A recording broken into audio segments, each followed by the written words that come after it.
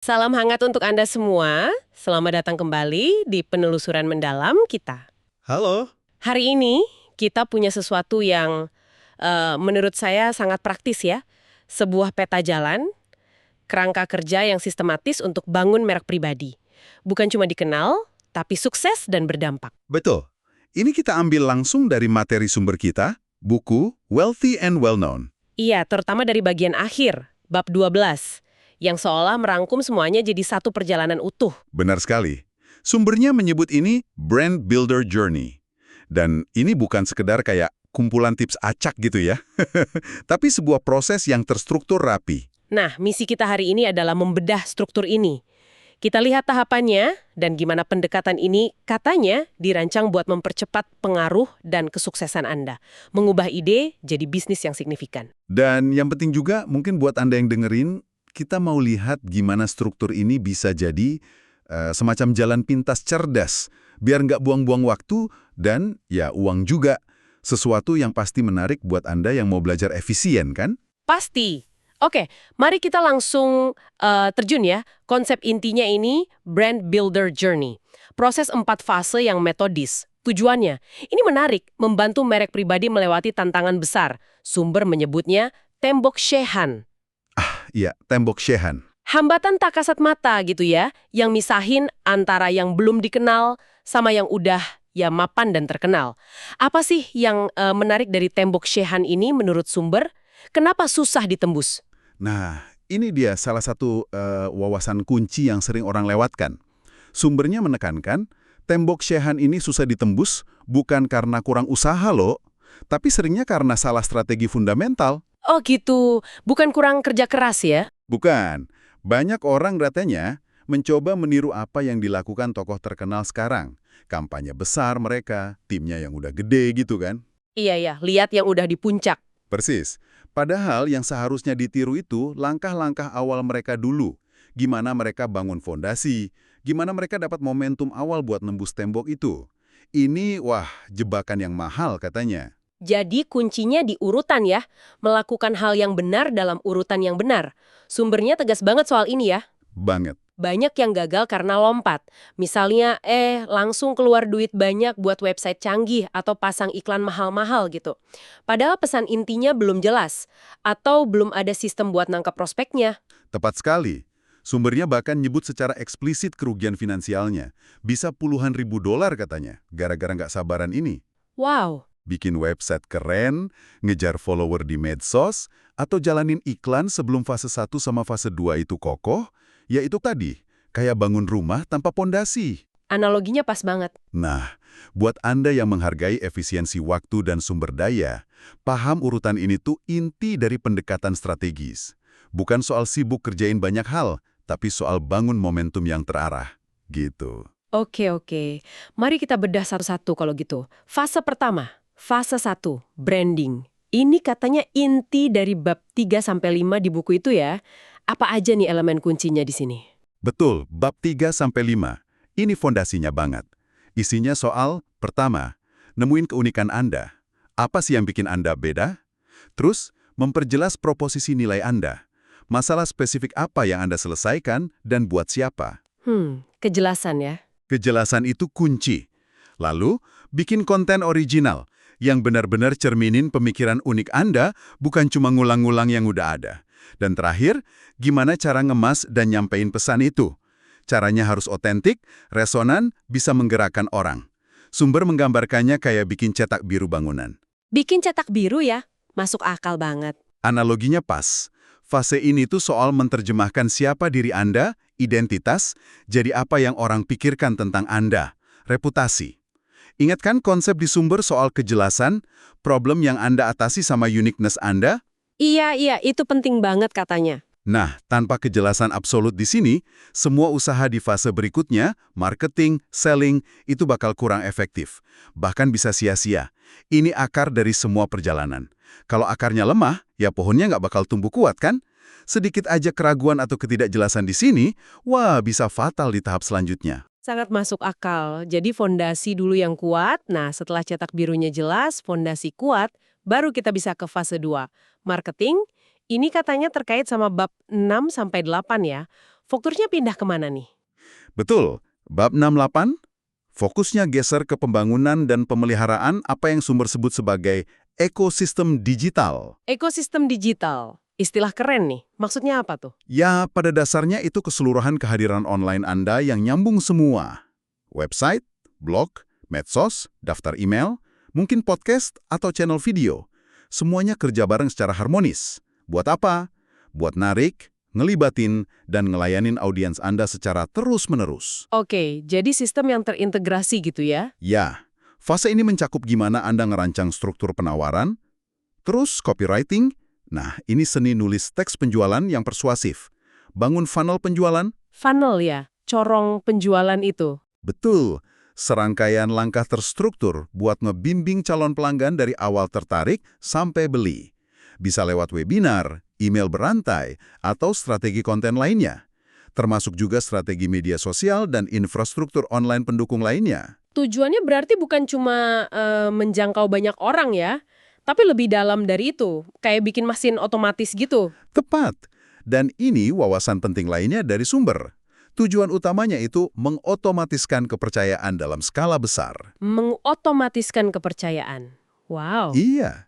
Bukan cuma soal jangkauan atau kelihatan di mana-mana, tapi bangun sistem di mana audiens Anda bisa terus belajar dari Anda, merasa nyambung, dan pelan-pelan bangun kepercayaan yang tinggi. Semuanya jalan 24/7, bahkan pas Anda tidur. Itu kuat banget sih konsepnya. Nah, kepercayaan ini ditekankan banget sama sumber adalah syarat mutlak sebelum transaksi apapun bisa terjadi.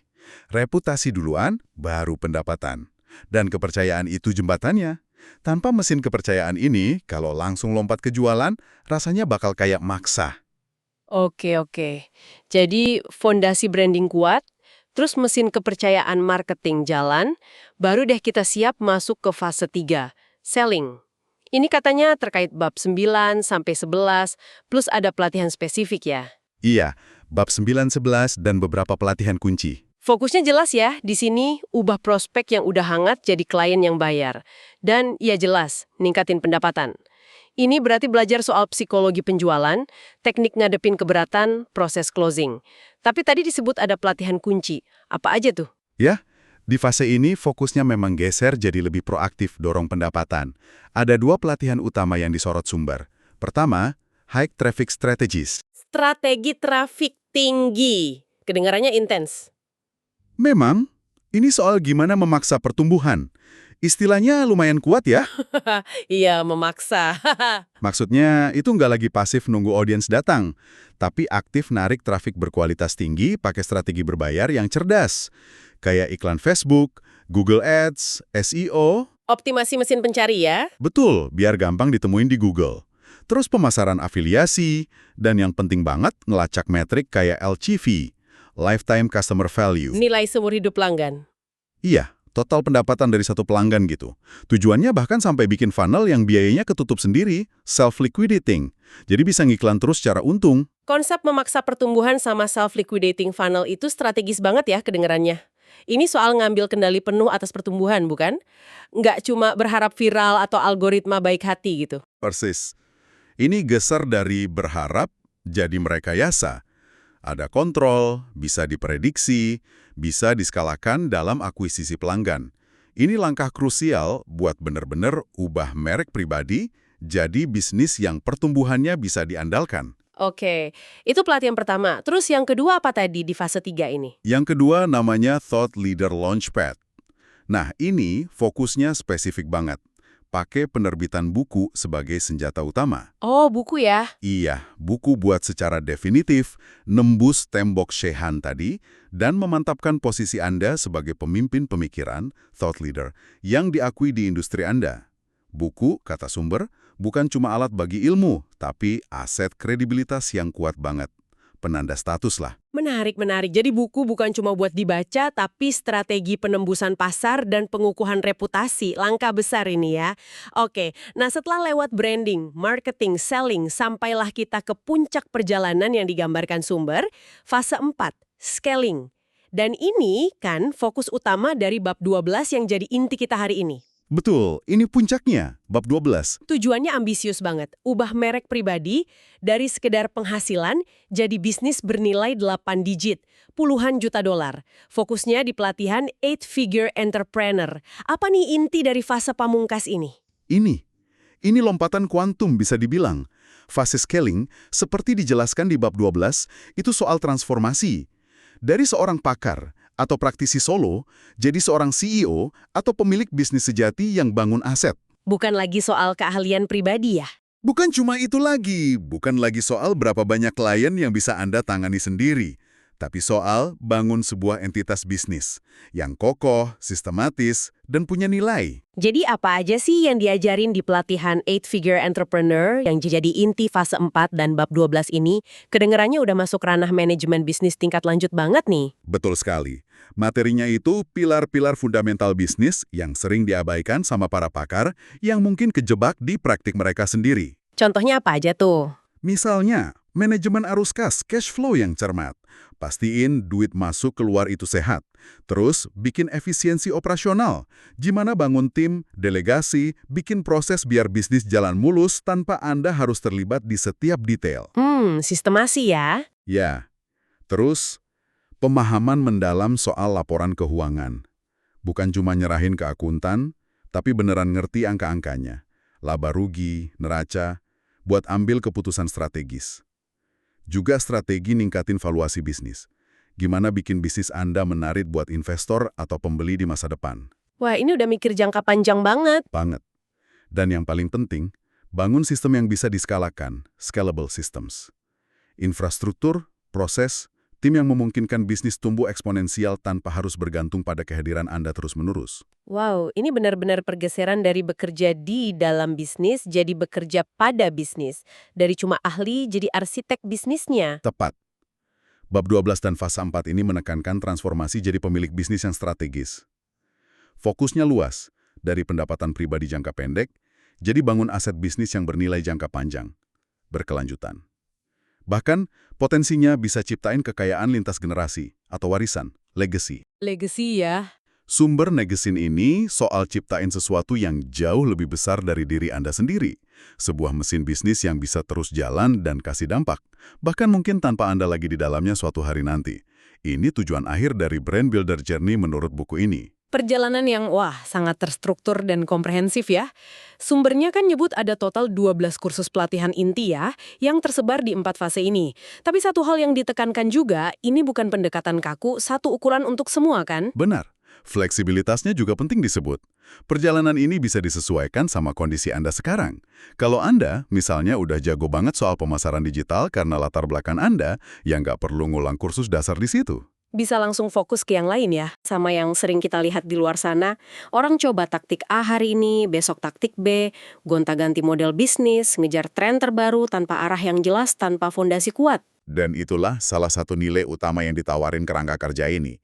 Dengan ngikutin struktur yang logis dan udah teruji kayak Brand Builder Journey ini, Anda potensinya hemat bukan cuma uang dari kesalahan coba-coba, tapi juga waktu yang berharga banget. Bisa bertahun-tahun mungkin. Waktu itu yang nggak bisa dibeli ya. Betul. Dan yang nggak kalah penting, seperti yang Anda singgung di awal tadi, ini dirancang buat ngurangin rasa kewalahan, overwhelm, yang sering bikin macet para pembangun merek. Ini relevan banget buat Anda yang mau belajar dan tumbuh secara cerdas dan efisien, tanpa merasa tenggelam di lautan informasi dan pilihan taktis yang nggak ada habisnya. Oke, jadi mari kita coba rangkum ya intisari dari penelusuran kita soal bab 12 dan keseluruhan Brand Builder Journey ini. Intinya, bangun merek pribadi yang besar, berpengaruh, dan akhirnya jadi bisnis bernilai tinggi itu bukan soal kebetulan atau hoki semata. Bukan sulap, bukan sihir ya. Iya. Ada prosesnya, ada pendekatan terstruktur dan bertahap yang bisa diikuti. Mulai dari gali fondasi diri dan pesan Anda, branding, Itu fase 1. terus bangun mesin buat jangkau dan pelihara audiens, serta bangun kepercayaan, marketing, Fase 2. kemudian secara aktif ubah perhatian dan kepercayaan itu jadi pendapatan, selling. Fase 3. Dan puncaknya, bangun bisnis yang bisa diskalakan jadi aset bernilai jangka panjang, scaling. Nah, ini yang ditekankan di bab 12. Betul, fase 4. Struktur ini ngasih peta jalan yang jelas, panduan langkah demi langkah. Dan tujuan utamanya seperti yang diulang-ulang di sumber, ya buat akselerasi hasil Anda. Percepatannya? Iya, bantu Anda capai dalam hitungan tahun, apa yang mungkin butuh puluhan tahun buat orang lain yang jalan tanpa panduan atau cuma modal trial and error. Ini soal efisiensi dan efektivitas lewat metode yang udah teruji ke ribuan orang lain sebelumnya. Oke, sebagai penutup nih, kami mau ninggalin satu pertanyaan reflektif buat Anda para pendengar. Berdasarkan kerangka 4 fase yang baru kita bedah ini. Melihat struktur 4 fase branding, marketing, selling, scaling, di manakah Anda secara jujur melihat diri Anda berada saat ini dalam perjalanan Anda? Pertanyaan bagus. Dan berdasarkan itu, langkah terstruktur apa, di fase mana, yang menurut Anda bakal ngasih dampak terbesar buat kemajuan Anda selanjutnya? Merenungkan pertanyaan ini dengan jujur itu bisa ngasih kejernihan yang luar biasa loh. Mungkin Anda sadar langkah terbesar berikutnya bukan luncurin produk baru, itu kan selling ya. Tapi justru balik lagi perkuat pesan inti Anda di branding. Bisa jadi ya. Atau sebaliknya. Atau sebaliknya. Mungkin Anda udah kuat di branding sama marketing, tapi perlu fokus belajar maksa pertumbuhan trafik di selling. Tahu posisi Anda di peta ini, bantu nentuin prioritas yang tepat, biar nggak salah langkah. Pikirkanlah hal ini. Semoga refleksi itu bisa ngasih Anda kejernihan dan fokus untuk langkah Anda berikutnya. Semoga bermanfaat. Terima kasih banyak sudah menyimak penelusuran mendalam kita hari ini. Semoga wawasan dari Brand Builder Journey ini memberikan nilai berharga bagi perjalanan Anda. Sampai jumpa di eksplorasi berikutnya.